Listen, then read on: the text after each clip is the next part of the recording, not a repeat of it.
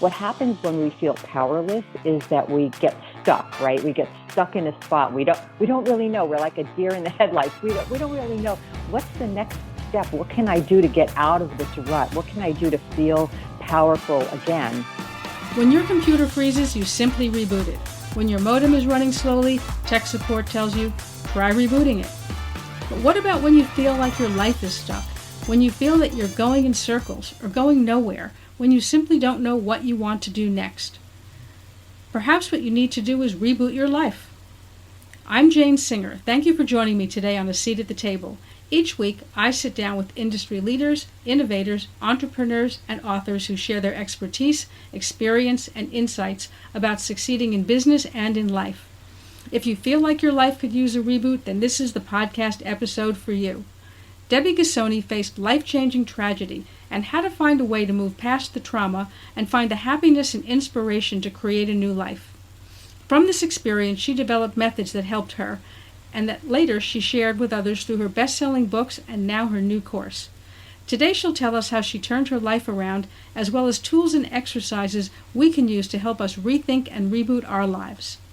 Before we get started, if you're looking to develop knitwear collections that will reboot retail sales, then Spin Expo is the place to go. It's the primary exhibition for yarns and knitwear. The fair is a rich resource featuring well-edited, high-quality collections, as well as cutting-edge technical innovation, not to mention outstanding trend information that cannot be found anywhere else. You can learn more at spinexpo.com.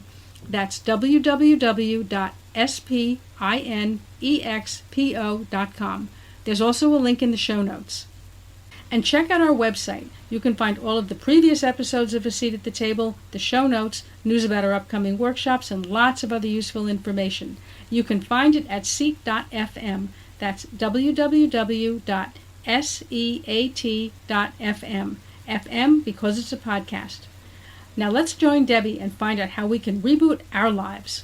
So Debbie, I'm very excited to have you on the podcast because getting back to what we were talking about before, I think what you're working on, which is helping people to reboot their lives, couldn't be more timely than right now because everyone's having come through this pandemic and all, and it's really sort of the perfect timing for people to be thinking about that.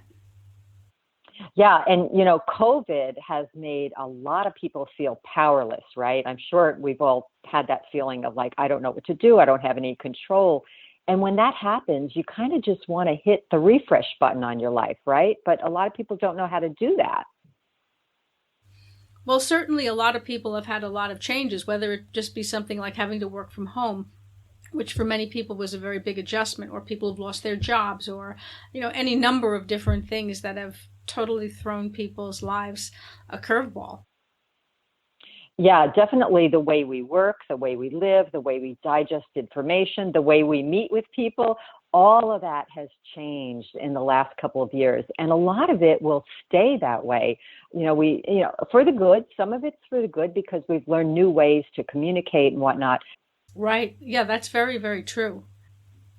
Talk to me a little bit about how you would go about rebooting your life. I mean, that just sounds like such an overwhelming, it sounds great, but it sounds like, where do you begin?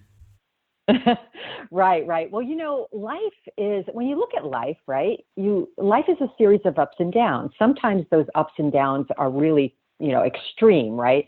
COVID is probably a really big extreme thing. If you go through something like death and dying in your family, that's an extreme up and down situation. But most of life is a series of smaller ups and downs, trivial. It can go from trivial to tragic. But during those times, it's important to be able to just move through them. And that's what reboots do. They help you kind of move through the ups and downs so that you can keep moving forward. What happens when we feel powerless is that we get stuck, right? We get stuck in a spot. We don't really know. We're like a deer in the headlights. We don't really know what's the next step. What can I do to get out of this rut? What can I do to feel powerful again? But what's important to start with is figuring out where you want to be. What is a reboot going to do for you? What do you want out of a reboot? And when I ask people this, I really get the same answers over and over again. It's what everybody wants in life, right? They want to be happier. They want to be healthier. They want to feel loved. Doesn't everybody want to feel loved? They want to be more successful, however that is defined in their life, whether it's, a work goal or family goal or whatever it is. Success is different for every person. But we all want, the same things in life, and whether you're an employee or a boss or a mother or a sister or a brother, you want to be happy, healthy, loved, and successful. And that's the point. That's the end goal of a reboot. But where it starts, that's the outside kind of end goal. But where it starts is on the inside. It's sort of a personal journey, right? It's about going within because, as we know, all the answers are within. They're not from outside. It may look like your success and your happiness and your health is relegated by outside circumstances. But the biggest mistake I ever made in my life, and I went through a lot of tragedy at points in my life, was thinking that my success and my happiness was dependent upon my outside circumstances, which it's right. I think that's very true. And I think that just recognizing that is a very big step. So COVID was a reboot for me, of course, as with everybody, and there was great results that came out of that. But in my life, I had a major reboot in about my 20s and 30s. So I was climbing the corporate ladder. I was in the publishing arena for the high-tech world and doing great. I was publishing director of multi-million-dollar magazines, and my life was going just as planned. And I thought, wow, I have control over everything. Well, whenever you feel like you have control is just when life tells you, no, you don't have complete control over anything. And, you don't have control over every plan you think you do in life. So what happened during that time is while my career was in full swing, my family started falling apart. And I'll give you a little bit of a Reader's Digest view. So first, my mother got a brain tumor, and when they operated on her, she became permanently disabled in need of 24/7 care with a tracheotomy and a stomach tube, right? So that's how she came out. So she was in and out of hospitals and near death all the time, and she couldn't eat, she couldn't really walk, whatnot. Then my younger sister, who was 23 years old, committed suicide. And I was only in my late 20s at the time. Then my father got bone cancer and died. And then my aunt, who I lived with here in California, got breast cancer and died. All four of those people, my mother, my father, my aunt, my mother finally did die after a 10-year battle, but they all died within like a 4-year period. And I was I just kept working. Yeah, it is. It's devastating. And I could talk about it very easily now because it was a long time ago.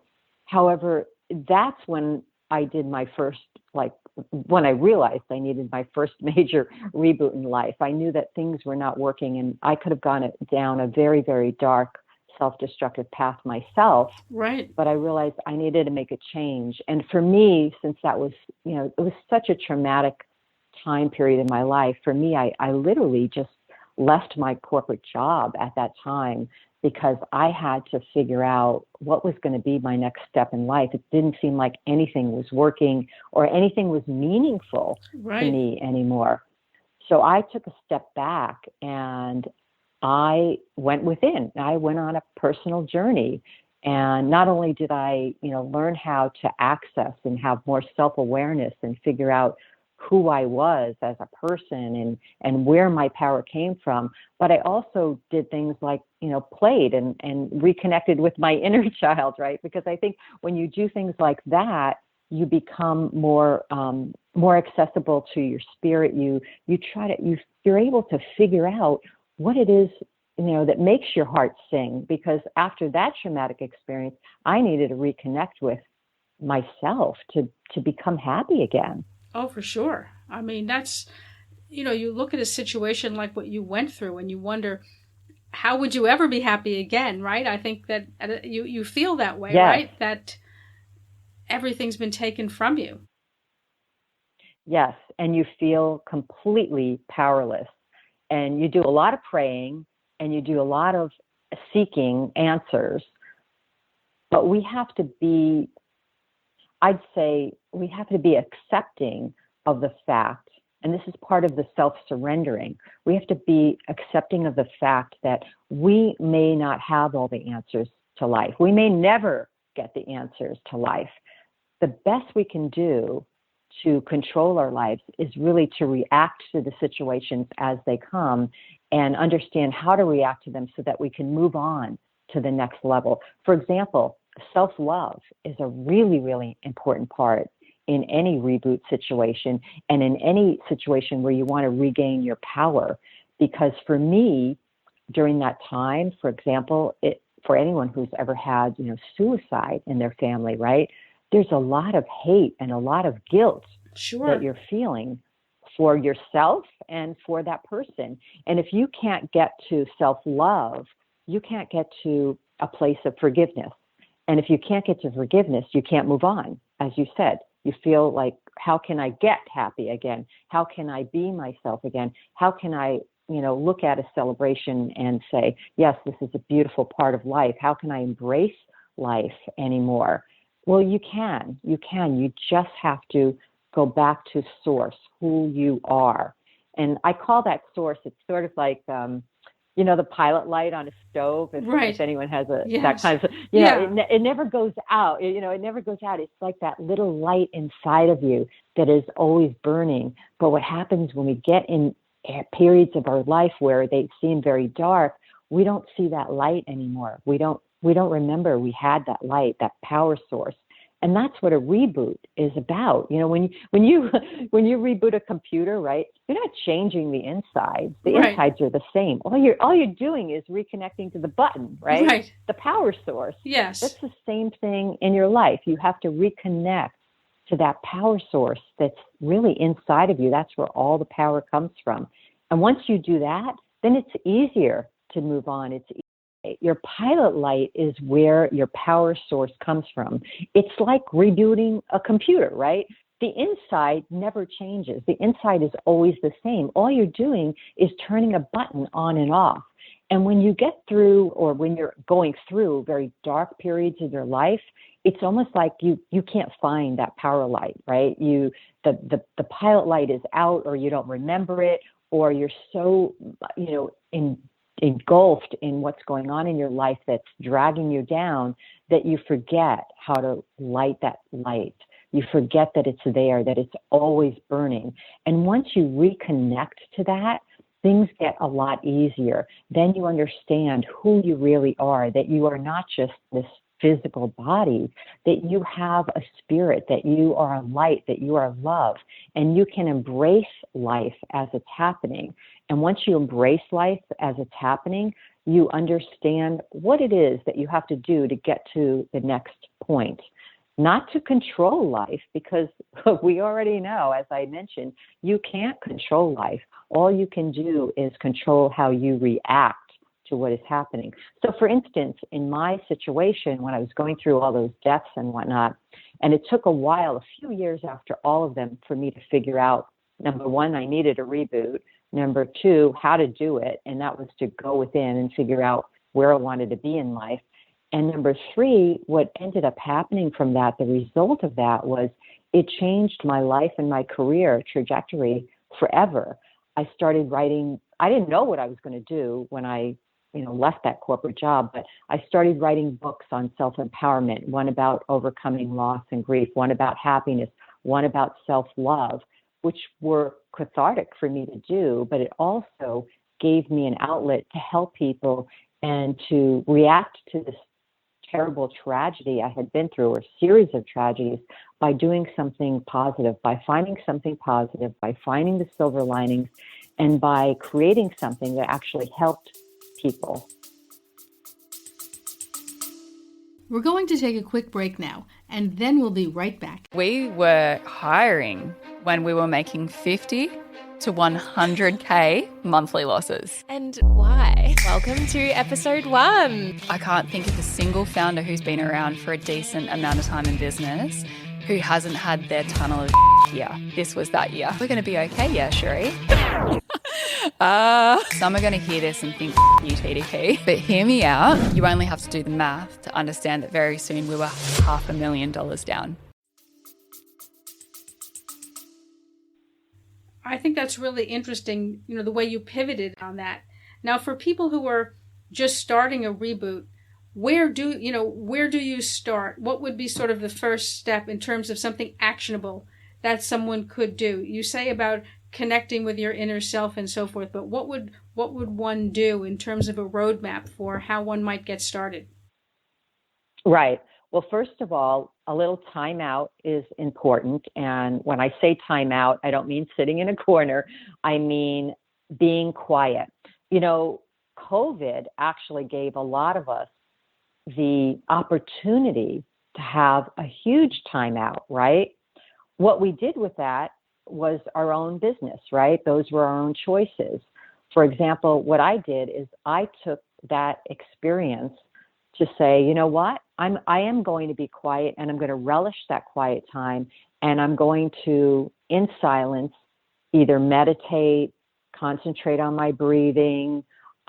Meditation could be anything, right? Right. It could be listening to soothing music. It could be being in nature. A lot of people went out in nature. A lot of people took walks that they didn't do before. A lot of people spent time with their kids, time with their family. Playtime is also interesting as a sort of a tool that you can use. And some people may think, well, playtime sounds opposite to timeout. Well, actually, it's not. It's really the same. It's really two sides of the same coin, right?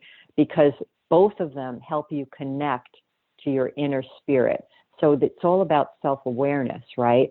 So maybe for you, it's playtime could be a sport or gardening. It's whatever makes you happy.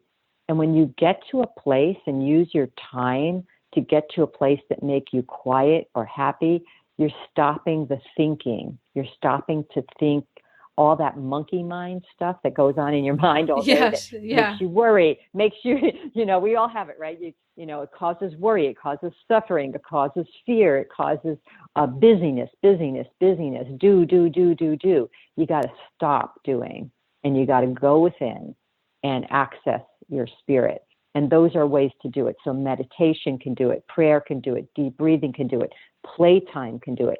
All of those things help you connect within to your spirit. Once you connect within, then ideas start flowing, creativity flows, opportunities come your way because you create a space for new things in your life. If you want to reboot, you got to go to something new, right? Right. Something new can't come in unless you give it space to come in, right? You have to just stop thinking for a while.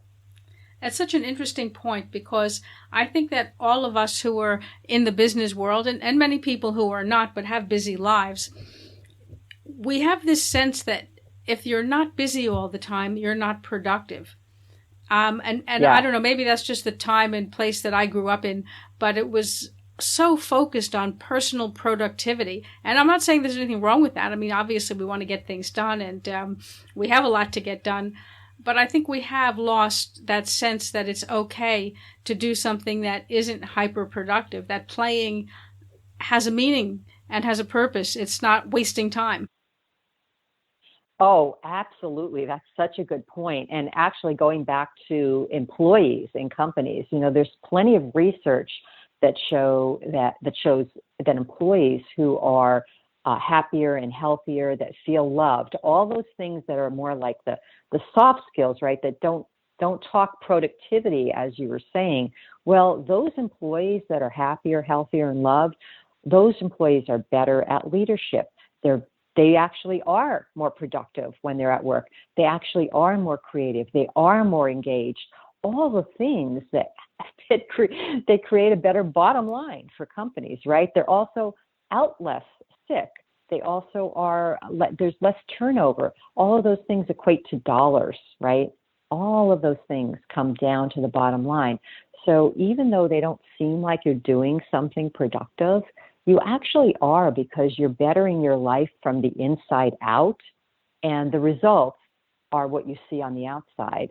But what you're really doing is You're getting all your answers from within, and that's why, like, I live in Silicon Valley, high tech companies here, they've got volleyball courts and ping pong tables and all kinds of outlets, right? They have these play outlets or yoga classes or meditation or whatnot. Why do they do that? Well, they do that because people need that. They need that time out to actually reboot, right? Every day you need to reboot. If you're not doing a little bit of time out every day, then you're doing your soul, your spirit, your whole success in life, you're doing it a disservice. Yeah, I think that's very true. And I think that you don't realize how important it is to take time off until you take time off, sometimes reluctantly, Yeah. right? Because you're thinking, oh, I can't get away, or something comes up in life that you actually have to address that's outside of work. And it's something that you wouldn't have taken the time to do until you absolutely had to. And then when you come back, Yeah. you feel so refreshed, and you feel, like you said, it's like when you reboot a computer, it sort of wipes everything that out on that computer that's been stuck up in memory and so on, and the computer functions a lot better. And I think that's something that we don't think about. I didn't think about it, actually, even until this year, or maybe it started last year, whenever COVID started, when, like I say, we wasn't traveling as much as we used to, or traveling at all in my case. At first you feel very frustrated, but then you realize, like you said, it gives you a tremendous amount of space. And I think that's very, very important. Yeah, COVID, as much as, there's so many horrible things that, COVID produced in terms of illness and sickness and deaths and whatnot, but it actually gave us an opportunity. And that's such a great example, Jane, of how you kind of make lemonade out of lemons, right? For me, because I was kind of used to this whole thing about being silent and going in, I was actually elated by not having to go out, do meetings, interact with people. And I thought, this is a great time for me to go back in. I had just finished right before COVID, a very, very intense corporate project where I was working 24/7, and I was really, really, really stressed out. And then COVID hit, and I was like, thank you. Yeah. Now I get some time to just be. And actually, the result of my first big timeout and my first big reboot, as I mentioned, was I created all these books, and I created this whole parallel career to my business leadership career in self-empowerment and wellness. But what COVID did is it also created a whole new project for me too. And as I sat in silence thinking, what am I going to do next? My creative outlet is always writing. I love to write. It's also like, dancing and jumping on my trampoline and doing physical things too. But in terms of my mental creative outlet, it's always writing. And what came out of COVID was this whole series of online on-demand courses that I wrote on self-empowerment, right, to help people be happier, be healthier, be loved, be more peaceful. And it took me about 9 months, kind of like birthing a baby, right? Right. It was about 9 months from start to finish to create the courses. And I just launched them like a month ago. And I thought, wow, this was a really great project that came out of COVID. And it was only because I was able to just go within and figure out, hey, what am I feeling? What's being birthed within me? And there's a lot of people that created lots of interesting things out of COVID, and a lot of positivity that came out of it, and a lot of gratitude, for life, which we don't normally think about, because gratitude takes a little bit of a time out, right? As you said, you're always like busy, doing. But we need time to actually stop and say, okay, why are we busy? Why are we doing? There's an end point to this. And could we find a little gratitude in what we're doing? I think that's important. And I think that the world sort of needed a pause to be able to sit and reevaluate where we are, what's really important to us. And like you say, to be grateful for what we have.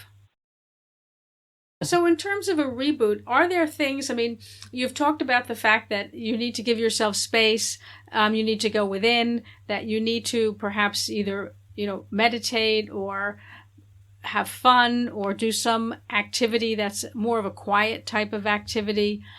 Are there other steps that people could take if someone says, yeah, okay, but a lot of times people need something that's a very specific do this kind of a thing. Are there things like that you would suggest to people? Yeah, there's so many little practical exercises Yeah. you can do, to get to a place of, happiness or health or whatnot. In my Self Power Now series, I have these 4 courses. One is for happiness, one is for health, one is for Zen, which is really about being more peaceful, and one is for your emotional health, for being loved. And there's all kinds of little exercises. For example, one of the things that's important is to stay positive, right? Or to be more positive. And the one recommendation I give to people is sometimes you have to fake it till you make it. Some people say to me, "Oh, I'm just not a positive person," Yeah. And I kind of like, I don't believe that. I believe that positivity can be learned, and there's plenty of research that shows it can be learned. And yes, some of us come into this life a little bit more positive and happy than others, but positivity can be learned. But sometimes you have to kind of like fake it, like fake a smile, fake being positive, fake being happy. And eventually you start retraining your brain, right, to accept the fact that you are happier, that you are more positive, that you're seeing things in a new life.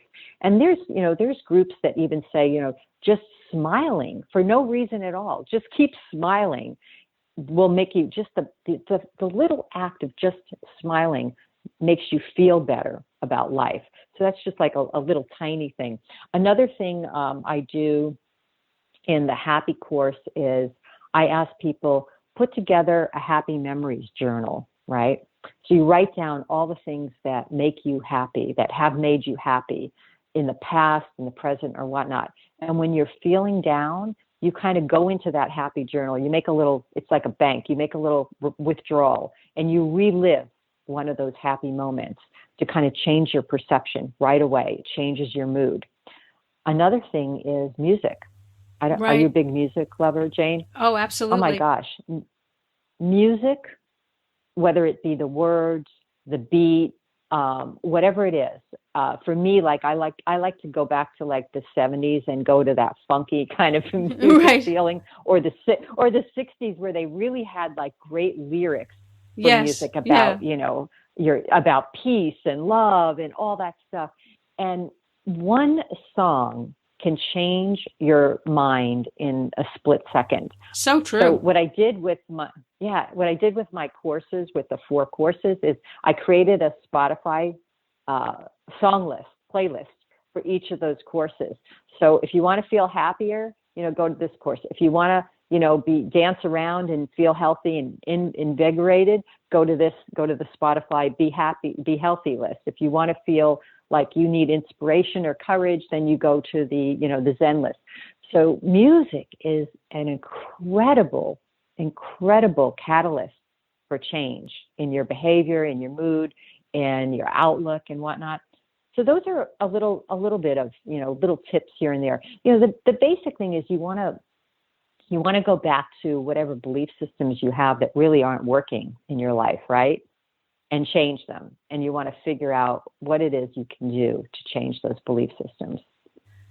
It's interesting that you brought up music, because really it is so true that music has such an incredible impact on your mood, even on physical things. And yes, you can sort of create your own little mini playlists for whatever whatever mood you need to get into. Yeah, I have on my personal iPhone, I have my Debbie's list, and it's sort of like all my feel good songs, all the songs that, and lots of times those are songs from your youth, like from your, I don't mean really young, I mean like, your informative years, like your high school and college, where you're just kind of getting out in the world, and that's when you listen to a lot of music, you remember the words, right? A lot of times these days, like I like songs, but I don't remember the words because I don't, spend a lot of time listening to the song over and over and over again, like you did when you were you were young. Yeah. But it just makes you feel like, that time of innocence, that time where you actually felt really powerful. Like for me, as a child, I felt really powerful. I felt like I could conquer the world. and that's because, life didn't like interrupt yet, right? Right, right. Yeah, it's so true. It is really interesting, the impact that music can have on you, as well as, like you said, having a memory journal, having a gratitude journal. Yeah. And what's also really important is taking care of yourself. I talk about self-love a lot. We talked a little bit about that before. But what self-love leads you to is taking care of yourself. Because if you love yourself, if you really understand who you are, that spirit that you are inside, it's all love. And once you come to that realization that you are love, then you can treat yourself with love, whether that's taking care of your body with good food and nutrition and exercise, or taking care of your mental, state, your mind, getting help if you need help, if you really need counseling or psychological help to recognize and get that help, and taking care of your spiritual side by giving yourself time to go within and, whether it's pray, if that's your, your thing, or listening to soothing music or whatever that is. It's sort of like, Jane, I know you're an animal lover, right? Yes. You have pets, and I've always had pets, but when you love yourself, it's like, I kind of think it's like treating yourself as you would treat a beloved pet. Like, how great would that be, right? if you loved yourself as much as you love your dog or your cat, like, wow. I know. You'd be treating yourself really, really, really good. And yeah. That's where we need to get to, right? Yeah. I'd like to come back as my cat. That's what I always said. What a life, I think right? Every dog I think we have like a sign on our door saying, if you're a dog, this is the place to land. Yeah.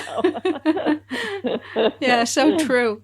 But it is interesting, what you're saying is because you would never treat your pet the way you treat yourself.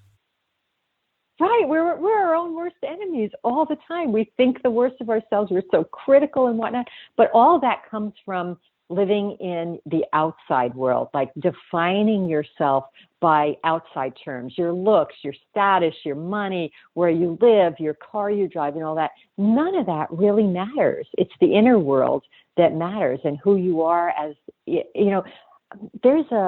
read something that 99% of who we are, the matter that we are, we can't see. Right. 99% of the universe we can't see, but yet we focus on that 1% that we can see. Yeah. Like, what's wrong with that equation? Yeah, exactly.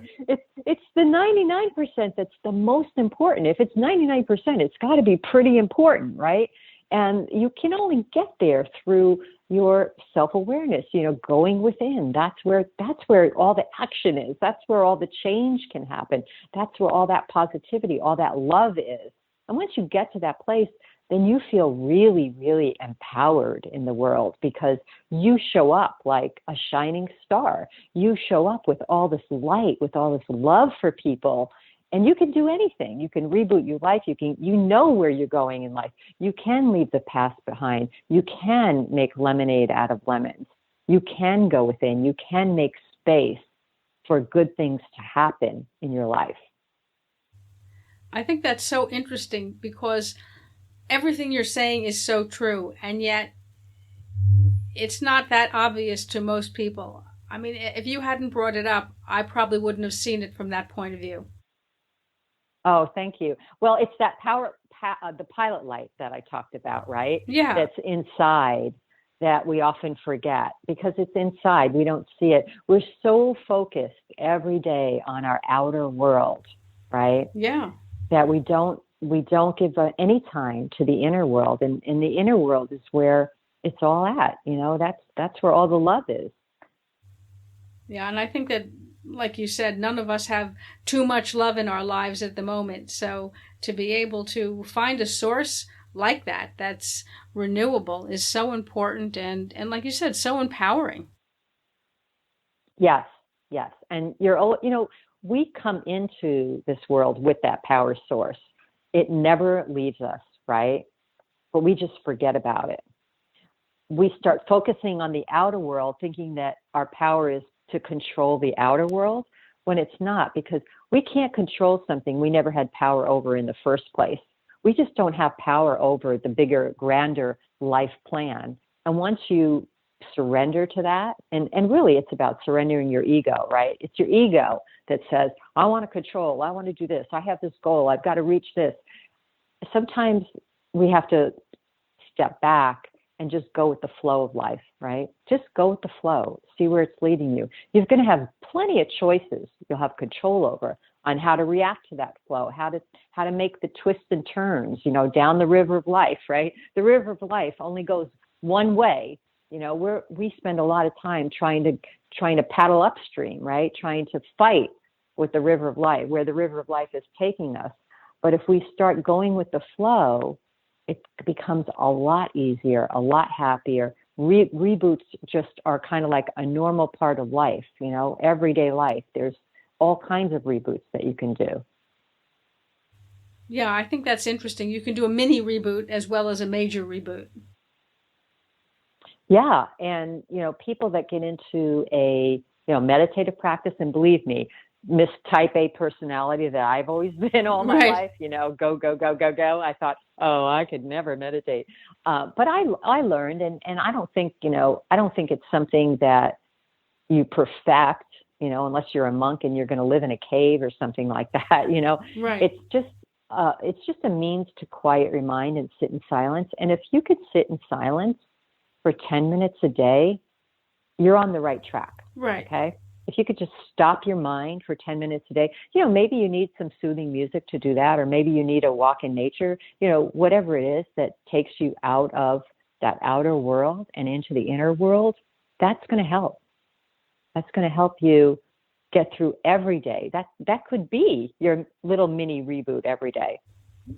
Yeah, I think that's a good point, because we don't think of it like that. We think that that meditation is only if you can sit in one place and quiet your mind and do the things that are very difficult for people who are typically like you and I, who are type A's and who are busy and have a hectic life. But when you suggest, well, you could take a walk in nature. Mm-hmm. Oh, okay. Yeah. I could go outside the building and sit down by the fountain for a few minutes. Yeah. Yeah, I could do that. Yeah, I could, so all of a sudden something that seemed not doable becomes actually not only doable, but gee, I'd like to do that. Yeah, and that's a great example, Jane, sitting by a fountain, because you're listening to that water. Right. And that's very, very soothing water. Nature is like a natural meditation in and of itself. A lot of things I ask people when they're kind of fighting me on this, like, I can't be quiet, I can't stop, whatever. My life's too busy. Everyone says I'm too busy to do that. Right. Well, you're too busy not to do it, right? In a sense, that's the whole point. Yeah. That's the whole point. You have to, get back your power so that you can be more creative when you're busy. And sometimes I suggest to people, well, what did you love to do as a child? Did you like to draw? Did you like to, did you have a hobby? Go back to something. Did you paint? Or would you like to take up painting? I actually, during my big life reboot, I started painting. Wow. I never painted in my life. It was just something that I always, because I was always in academic classes where it was like, oh, well, you were a smart person, so they put you in all the physics class and the calculus, and I never had time on my schedule to do any of the fun stuff, like creative stuff like painting or music or anything. But I always wanted to do that stuff, right. But I never got a chance to. So in my 30s was when I was like, oh yeah, I could paint. Let me take a little community painting class, and let me buy some acrylics, and I still do that now. It's still very meditative for me to look at a canvas and just throw some paint on it. I'm not doing it for a job or anything. Right. I'm just doing it for fun. And now I have paintings in my house that I actually painted. Oh, wow. I know. It's amazing. We all are very creative. People think they're not creative. Oh, I'm not creative, I can't do anything. But if you really dig down deep, there's a lot of creativity. And what creativity does is it really excites it puts a smile on your heart, right? Right. It excites you. We're here to create. That's what we're here to do, create. And sometimes we forget that when we're in that more numbers oriented day-to-day grind, right? we have to go back and figure out what it is. Sometimes it's more of a physical thing, right? It's like, did you like to ride bikes? Well, get back on your bike, Well, Debbie, it's been so great hearing all this, and it's so inspiring. How can people connect with you? Thank you. Oh, okay. So first of all, you can go to my site, selfpowernow.com. So it's all one word, selfpowernow.com. And you can connect with me that way. Or you can just email me, Debbie, that's easy, DEBBIE at selfpowernow.com. Okay. I'm going to put those links in the show notes so that people are able to get in touch with you. I know that they're going to want to learn more about the courses that you're teaching and about all the other resources that you provide, your books. And there's just a wealth of information that I think so many people would find valuable. Thank you. Yeah, it's fun. And it's fun talking to people about it too. Yeah, I mean, certainly, you've been through a lot of things, in your life. So I think that people can really see where you were and what you've come through, which is very inspiring. Thank you. Thank you. Well, thanks so much for being on the podcast. It's really been great talking to you. And I hope we'll be able to connect again. Yes, I would love to come on again, Jane. Anytime, call me. If you enjoyed this episode of A Seat at the Table, join me each week when I sit down with industry leaders, innovators, entrepreneurs, and authors who share their expertise, experience, and insights about succeeding in business and in life. And make sure to visit Spin Expo. From trend information to technical innovation, Spin Expo is the primary exhibition for yarns and knitwear. The fair provides well-edited forums featuring high-quality products that are bursting with creativity. To learn more, go to spinexpo.com. That's www.spinexpo.com. You can also find the link in the show notes for this episode. And don't forget to check out our podcast website, where you can find all of the previous episodes of the Seat at the Table podcast, the show notes, news about our upcoming masterclass series, and lots of other useful information. You can find it at seat.fm. That's www.seat.fm. FM because it's a podcast. Thank you for joining me today. I'm Jane Singer, and I'll see you in the next podcast episode.